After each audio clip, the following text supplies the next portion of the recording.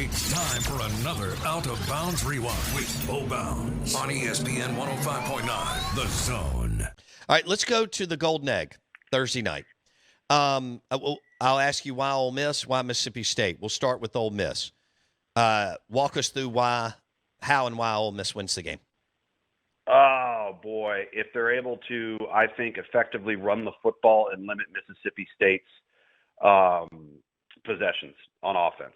I think that is going to be really, really important. And ultimately what we've seen from Ole Miss this year, when they've been at their best, it's when they've controlled the line of scrimmage and ran the football at will. I mean, at the end of the day, Jackson Dart's got a chance to be a really good player. I think his development has come a little bit slower than people anticipated.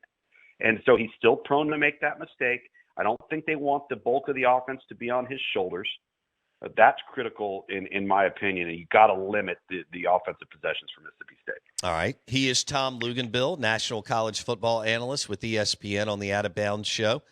What about Mississippi State? They're gonna sling it around, and Ole Miss just came off preparing for a team with KJ and Sanders and so on that ran it around and so on and imposed their will on the ground. How do you see that matchup, Tom?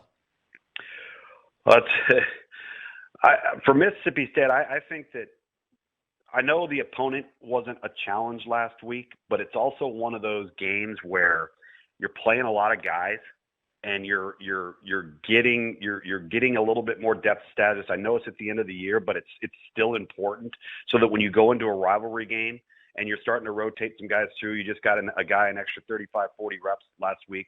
I think that's important. I'm still going to go back to what I've always said about this football team is if a defense gives them a 5-man box, are they going to take advantage of it? Bottom line. We have seen Mississippi State do that at times this year, and we don't generally see that, and they've been successful when they do.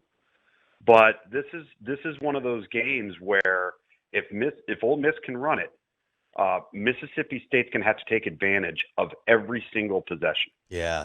That's the thing is if your possessions are limited, and I really believe this in this particular matchup, and that's where points are going to come at a premium for Mississippi State. They've got to score when they have the ball, and they can't score field goals. And they couldn't score last year. Nope. And Ole Miss sleptwalked through the first half, and then the two best players on the field took over, Matt Corral and Sam Williams, and they pulled away. Okay. Zach Evans now being healthy, he went through this That's huge. couple weeks, 3, whatever it was, where he was banged up, Lugs. Yeah. He is now, even though they got smoked Saturday, he ran the football and ran it well. I think adding him with Judkins and Dart, that's a big plus for them Thursday night, him healthy. It's absolutely huge because he's the home run hitter. He is so talented. He's so fast. He's so elusive. And then you bring the hammer in with number 4, and it's a 1-2 punch. That's when, if you notice, the offense hasn't been as good when they haven't had the 2-back rotation, right? When they've had to just rely on the true freshman, and you're late in the season, and now you get Zach back. I think that's a big, big X factor in this game. Don't miss one moment of the Out of Bounds Show with Bo Bounds. Weekdays, 7 a.m. till 10 a.m. on ESPN 105.9, The Zone.